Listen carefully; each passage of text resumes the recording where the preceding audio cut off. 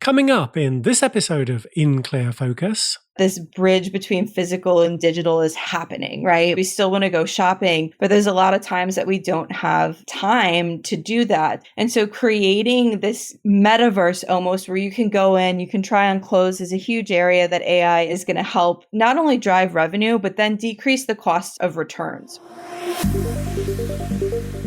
You're listening to In Clear Focus, fresh perspectives on marketing and advertising produced weekly by Big Eye, a strategy-led full-service creative agency growing brands for clients globally. Hello, I'm your host, Adrian Tennant, Chief Strategy Officer. Thank you for joining us. According to a January Salesforce report, consumers and retailers leaned into the use of AI and agents to enhance holiday shopping experiences. AI-driven product recommendations and personalized order support influenced $229 billion, or 19% of all online orders in the US. During the 2024 holiday shopping season, retailers saw chatbot usage increase 42% compared to the previous year. However, a study from Riverbed found that only 40% of retailers feel prepared to implement AI, citing data quality and scalability as key challenges. Our guest today is an expert in AI implementation, retail technology, and marketing strategy. Lisa Avvocato is Vice President of Global Marketing and AI Community at Sama, a leading provider of data annotation solutions trusted by retail giants including Walmart and eBay. With over 15 years of experience in enterprise SaaS technology, Lisa specializes in the intersection of AI, machine learning, and digital transformation strategies. Her insights on AI in retail and marketing have been featured in publications including Wired, Advertising Week, and Total Retail. To discuss the evolving role of AI in retail and marketing, I'm delighted that Lisa is joining us today from Nashville, Tennessee. Lisa, welcome to In Clear Focus. Thank you. I am excited to be here today. You're Vice President of Global Marketing and AI Community at Sama. Could you tell us a bit about what Sama is and what your role there entails? So Sama is a leading provider of data strategy and data labeling solutions for enterprise company, but specifically around retailers. So what that means is we help retailers build their AI models to drive various customer service applications like search relevance, personalized recommendations, and virtual fitting rooms. All of these are based on data. Without the data, you're not going to have a great customer experience. And so we work with customers to build all of those components. And then my role as the VP of Global Marketing is obviously to foster conversations around how AI is transforming retail and what retailers can do to drive a competitive advantage. We're constantly seeing bankruptcy announcements or closures in the news, and we're really at a crucial time in retail. You either innovate or you're going to start liquidating. And AI is the game-changing technology that will be the difference between those two scenarios. In your career, you've had a front row seat to the evolution of AI in retail and marketing. How has the landscape changed from the early days of personalized advertising to where we are now, would you say? So I think everybody inherently can see some of these changes, right? When personalized advertising specifically first came out, it was that, same pair of shoes that just followed you around the internet because you took a look at it on your favorite retail site. So Nordstrom's obviously one of my favorites. So I would have these shoes that would just follow me around. And, we evolved a little bit to having recommendations based on what others were buying, right? It wasn't just you looked at these shoes, here's these shoes. It was others are looking at these shoes. And now today we're moving beyond that to being able to create these hyper-targeted personalized advertisements where it's not just a picture of the product, It's the picture of the product in that environment. So when I'm looking at these pair of shoes that maybe is for a wedding or maybe it's for the beach, I am seeing them on a model on a beach or at a wedding or at a fancy event. And so I really start to understand and can get that view of how these products are going to fit into my life. And that ultimately is just a much better experience as a customer. And ultimately for the retailers helps generate more revenue because you're really getting into that hyper targeting. And the next round is just adding in this additional layer of data and moving from still that kind of one-to-many segmentation to I can build the same advertisement for 5 different people, swapping out a different model, swapping out a different product, and getting that extra layer of granularity. So it's really exciting to see how far AI has come specifically in advertising and personalization over the past relatively short amount of time. Yes, interesting. Now, you believe there are 5 key areas where AI offers benefits for retailers. Lisa, could you walk us through these areas and explain why they're significant? So there's really 2 key buckets that these all fall into, right? And the first one is driving increased revenue. That's top of mind for every single retailer out there. And so there's a few different applications that we are seeing a lot of success with through AI that's helping drive this increased revenue. So the first one, obviously, is what we were just talking about. It's the personalized recommendations, right? It's using AI to hyper segment, hyper target, but also build those personalized ads, generate models, generate voiceovers, generate backgrounds to make a much more comprehensive experience when you're providing recommendations. And then this is also for gifting and things like that as well. So Nordstrom did a really great job this past year launching their new app ahead of the holidays, was just providing enhanced recommendations. They had their style swipes that was kind of taking recommendations from stylists and showing, here's some of the top trends and things like that. So that's personally one of my favorite as a busy working mom, trying to synthesize all of the fashion trends and just get very curated recommendations of here's different types of clothing that you can buy. The second one is search relevance. So again, when I have my list of things that I need to purchase, typically looking for something very specific. And in the past, you would, have to go onto the left side navigation and say, I'm looking for maybe a shirt. And maybe you would get that next layer of granularity between t-shirt, 3/4 length, long sleeve, things like that. But we're getting to a point now where we can actually type in, I'm going to the beach. So I'm looking for beach shirts, or I'm going to a PTO meeting, right? And I need to look like a PTO mom. Then getting those very specific search results based on what I'm looking for. All of this is driven through foundational data. As the machine learning models learn, they're making those ties back to this is beach attire, this is school attire or PTO attire, this is cocktail attire if I'm going out for the evening and things like that. I think the next big piece of driving revenue is then coming into virtual fitting rooms. So we just know that this bridge between physical and digital is happening, right? Like we see it a lot with all of the bankruptcy announcements as well, that, if you cannot truly bridge the physical and digital together, yes, we still want to go to the stores, we still want to go shopping, but there's a lot of times that we don't have time to do that. And so creating this metaverse almost where you can go in, you can try on clothes, is a huge area that AI is going to help not only drive revenue, but then decrease the cost of returns, which kind of ties into that second big area that retailers are looking to do. But again, it's not easy, right? You have to map all of these different body types. You have to map all of the different pieces of clothing so that you can overlay them together. And that just requires a significant amount of data. So that's really the first bucket. The second bucket is reducing operational costs. We all know margins are super thin within retail. Even getting a 0.5% reduction in your operational costs has a huge impact on bottom lines. And this is where things like inventory optimization strategies come into place. It's, advanced mathematics that are telling you how much to order for season and what sizes and things like that. And then the next big area that we're going to start to see is the AI agents. And I think this is going to play a really big component into returns management as well.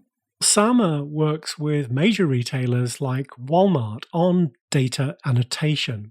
Lisa, could you explain what data annotation is and why it's crucial for effective AI implementation? So the data labeling aspect of data annotation kind of fits into this middle piece of building your models.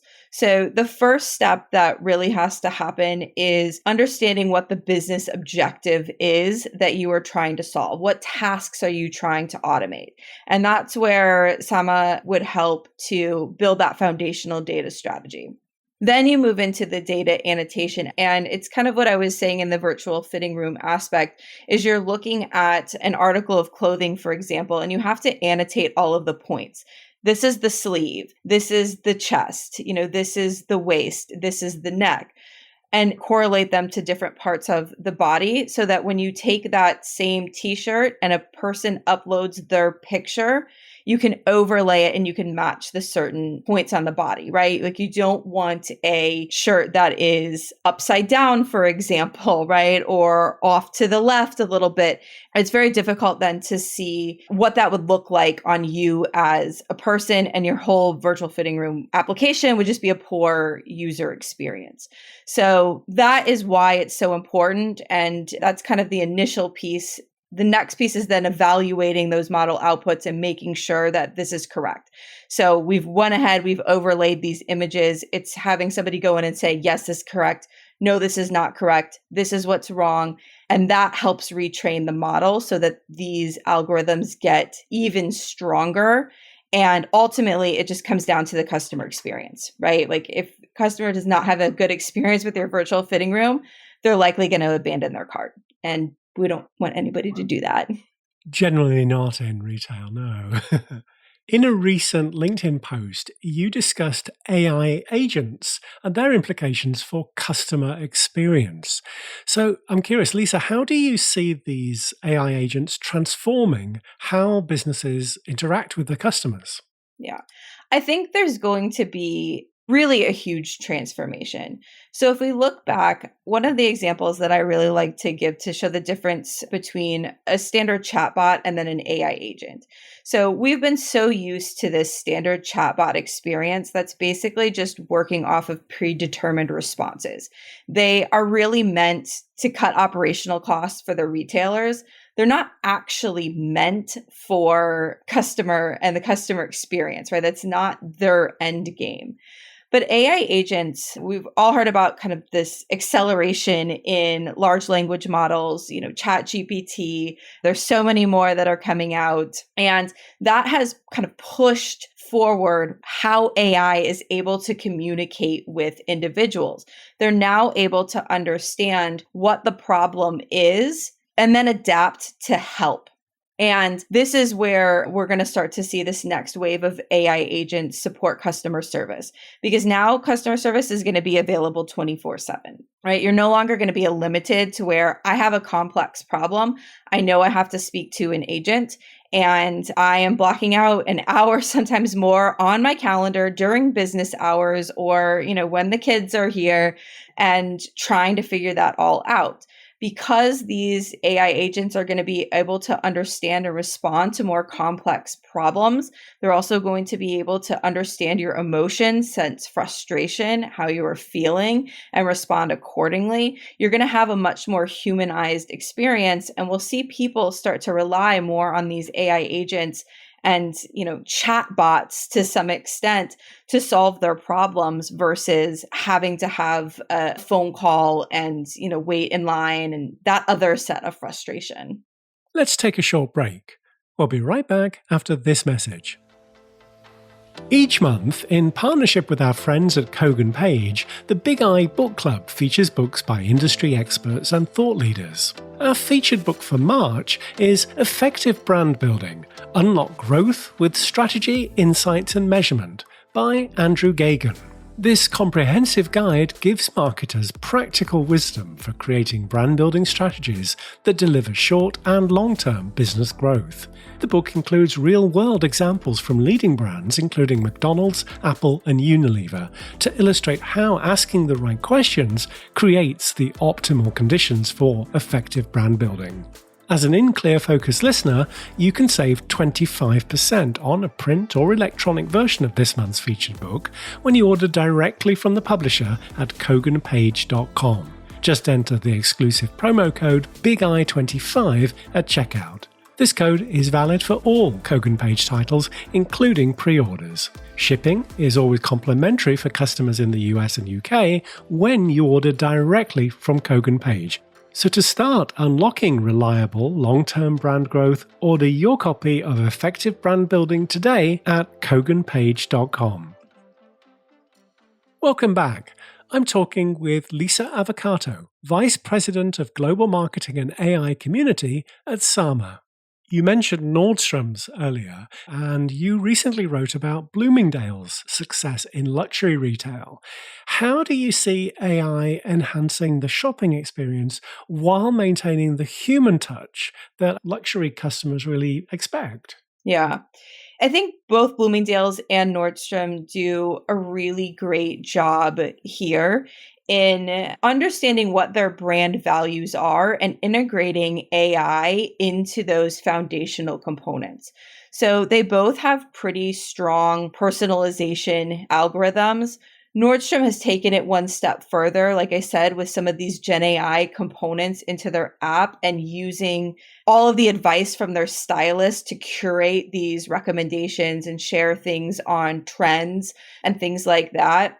And that's really going to be crucial, right? Because people still want to go into the store. They still want to feel that human touch.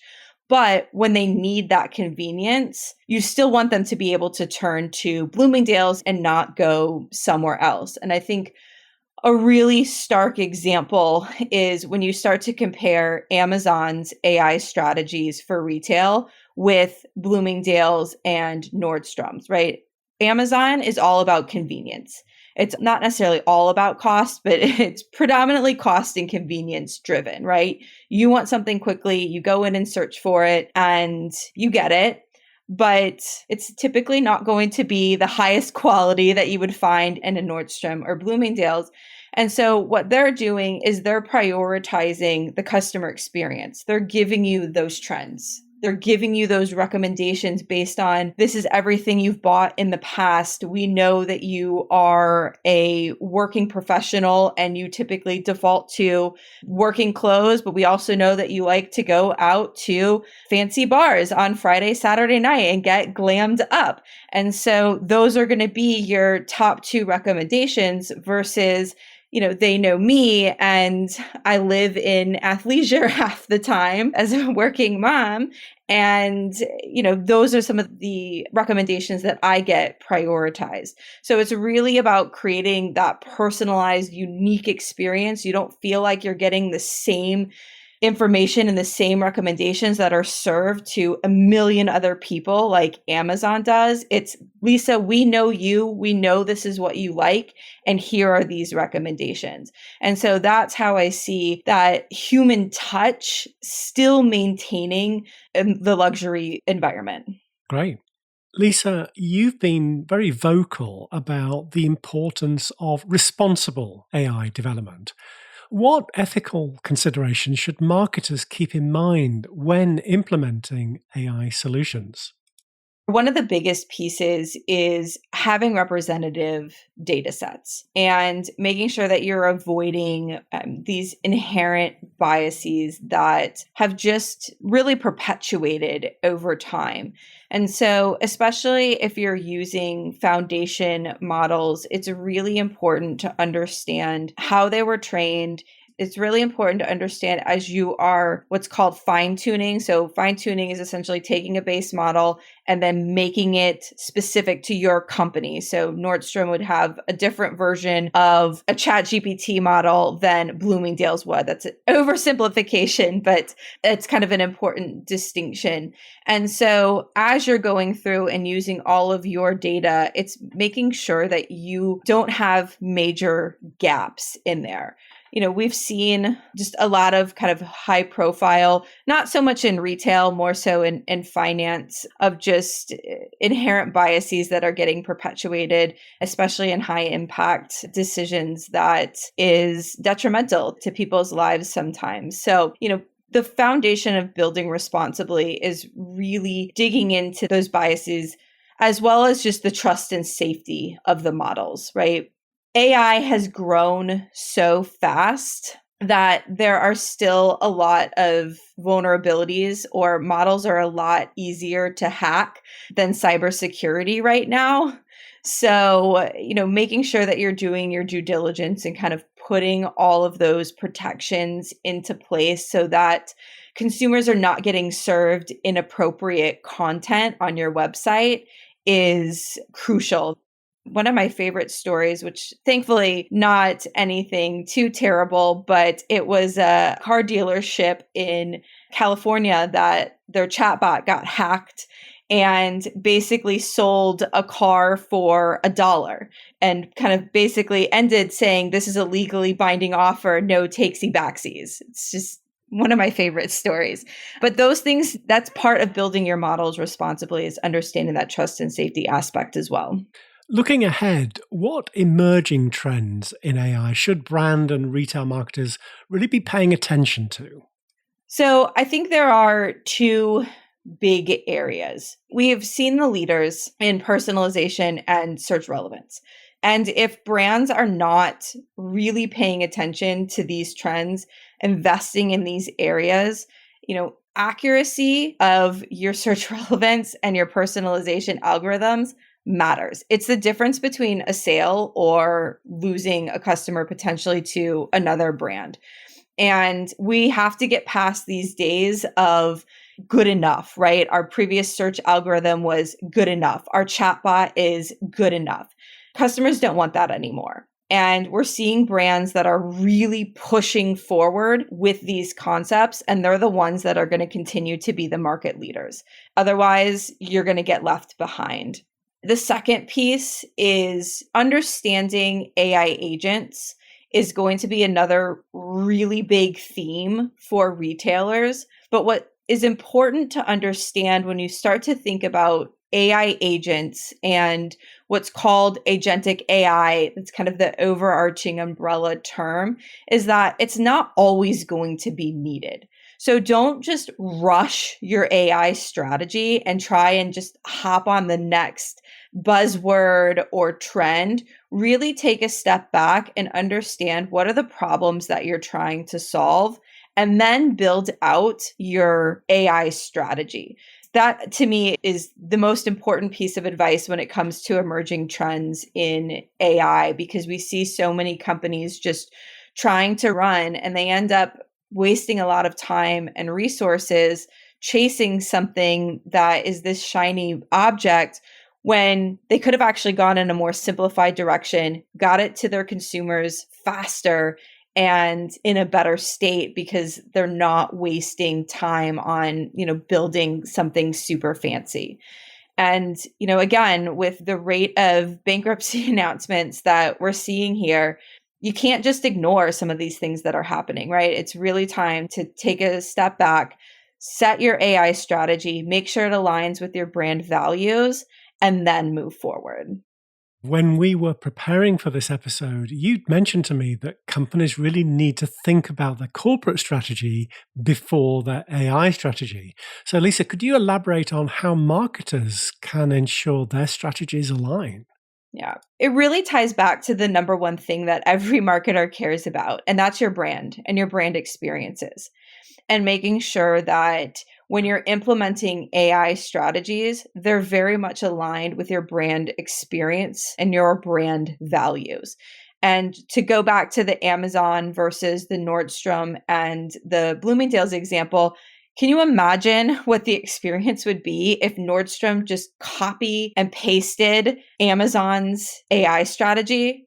It would be a huge turnoff, right? Like it would completely change my view of the brand and probably prevent me from shopping, right? Because that's not why I go to Nordstrom, right? It's not, I need something here in 2 days really quickly for whatever need. It's, I'm going to an event like my maternity photo shoot, for example, right? And I want the perfect dress. And that's just something that I would turn to Nordstrom for versus just mindlessly scrolling terrible options from Amazon.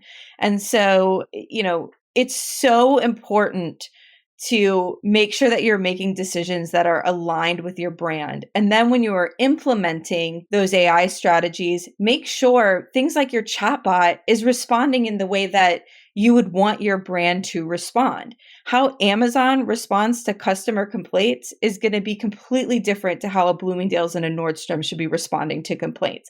That needs to be infused throughout those chatbots, AI agents, whatever type of AI strategies you are using. They all need to connect back to your brand values. Otherwise, your customer experience is going to be affected, and that's ultimately going to be translated into lost customers. Well, for marketers listening who feel overwhelmed right now by the pace of AI advancement, what advice would you give them? I would say that you don't have to do everything all at once. And especially from a vendor perspective, there are going to be 20 new tools every day that you can use as a marketer to implement into your marketing campaigns and programs and strategies. And it can quickly become overwhelming, right? So really, this just goes back to the fundamentals of understanding what are the biggest problems that I want to solve, right? And a lot of it too ties back to, am I trying to drive revenue or am I trying to improve operational costs? For marketers, it's all about trying to drive revenue. And so it's then connecting that to your brand values. How do I want to do this? What are the top 3 things that I am looking to do? Do I want to bridge that physical and digital experience with a virtual fitting room? Do I want to improve my recommendations? Do I want to have a better chatbot experience on the website? And so it's starting to define those goals. And then it's looking down into the tools that you want to do. Do you want to use a partner? Do you want to build it yourself, right? A lot of larger enterprise retailers are going to opt to build things themselves. And this is what creates that intellectual property. So one thing that I think is just as a quick important note or piece of advice is if everybody is using the same model, like if everybody is building their chatbot based on ChatGPT or Claude, you're all going to get the same answers, right? So it's really important, especially for some of these larger companies, to take ownership over their model so that you can train it to your brand voice. Obviously not going to be as easy for smaller companies to do, but that is a point of consideration when you're thinking about your AI strategy. But again, it just ties back to those foundational components. Great advice and a great conversation. Lisa, if listeners would like to learn more about your work at Sama or connect with you, what's the best way to do so? So you can always follow me on LinkedIn. We share a lot of content there. I love talking about retail and AI and retail. You can also visit our website at sama.com if you'd like to learn a little bit more about the products and services that Sama has to offer and how we're helping a variety of different retailers. Excellent. Lisa, thank you very much for being our guest this week on In Clear Focus. Thank you. It's great to be here. Thanks again to my guest this week, Lisa Avvocato, Vice President of Global Marketing and AI Community at Sama. As always, you'll find a complete transcript of our conversation with timestamps and links to the resources we discussed on the In Clear Focus page at bigeyeagency.com. Just select Insights from the menu. Thank you for listening to In Clear Focus, produced by Big Eye. I've been your host, Adrian Tennant. Until next week, goodbye.